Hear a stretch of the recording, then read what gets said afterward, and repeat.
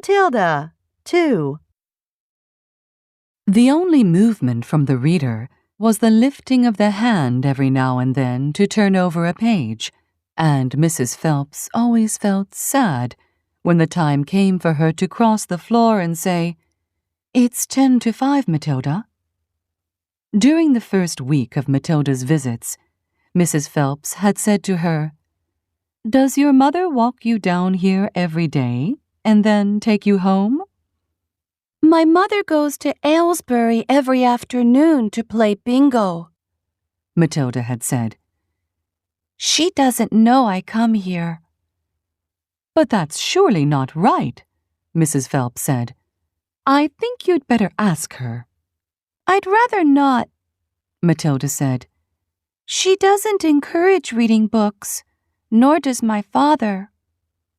But what do they expect you to do every afternoon in an empty house? Just mooch around and watch the telly. I see.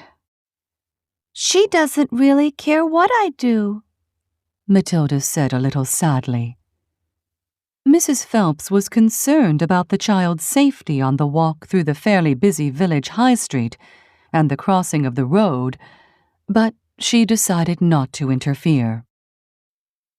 Within a week, Matilda had finished Great Expectations, which in that edition contained 411 pages.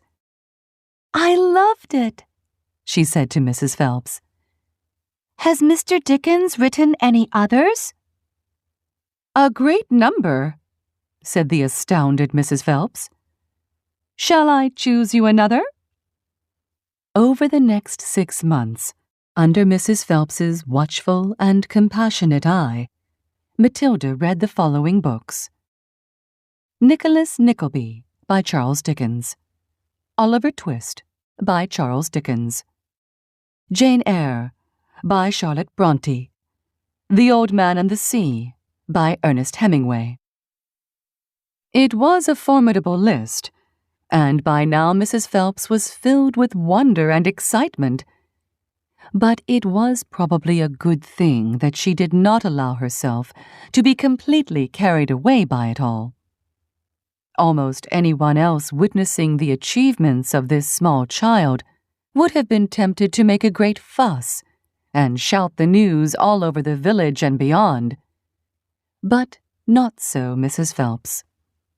She was someone who minded her own business and had long since discovered it was seldom worthwhile to interfere with other people's children.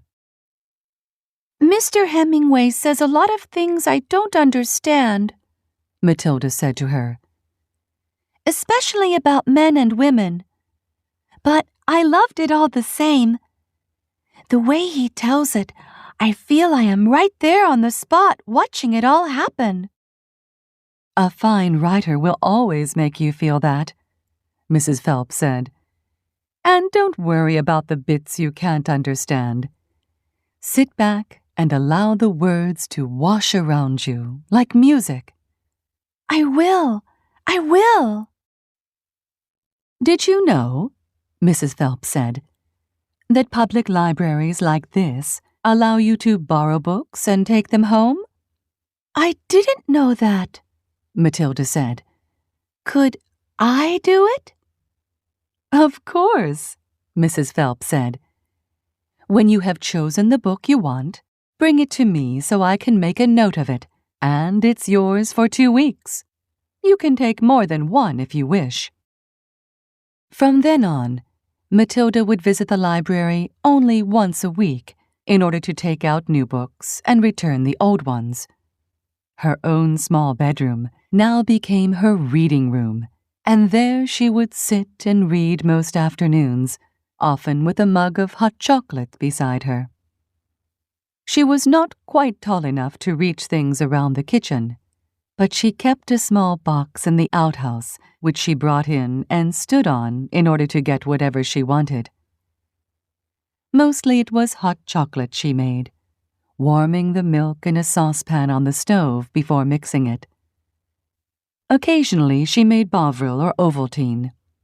It was pleasant to take a hot drink up to her room, and have it beside her as she sat in her silent room, reading in the empty house in the afternoons. The books transported her into new worlds and introduced her to amazing people who lived exciting lives. She went on olden days sailing ships with Joseph Conrad. She went to Africa with Ernest Hemingway and to India with Rudyard Kipling. She traveled all over the world while sitting in her little room in an English village. Matilda's parents owned quite a nice house with 3 bedrooms upstairs, while on the ground floor there was a dining room and a living room and a kitchen.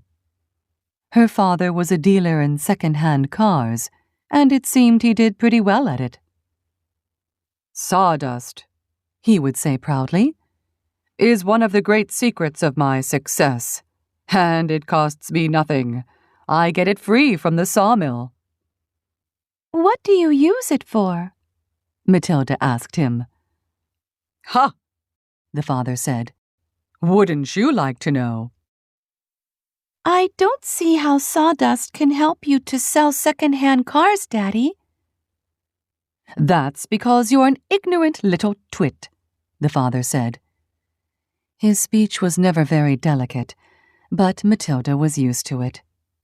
She also knew that he liked to boast, and she would egg him on shamelessly. You must be very clever to find a use for something that costs nothing, she said. I wish I could do it. You couldn't, the father said. You're too stupid. But I don't mind telling young Mike here about it, seeing he'll be joining me in the business one day. Ignoring Matilda, he turned to his son and said, I'm always glad to buy a car when some fool has been crashing the gears so badly they're all worn out and rattle like mad. I get it cheap. Then all I do is mix a lot of sawdust with the oil in the gearbox, and it runs as sweet as a nut. How long will it run like that before it starts rattling again? Matilda asked him. Long enough for the buyer to get a good distance away, the father said, grinning. About 100 miles. But that's dishonest, Daddy, Matilda said. It's cheating. No one ever got rich being honest, the father said. Customers are there to be diddled. Mr. Wormwood was a small, ratty-looking man, whose front teeth stuck out underneath a thin, ratty mustache. He liked to wear jackets with large, brightly colored checks, and he sported ties that were usually yellow or pale green.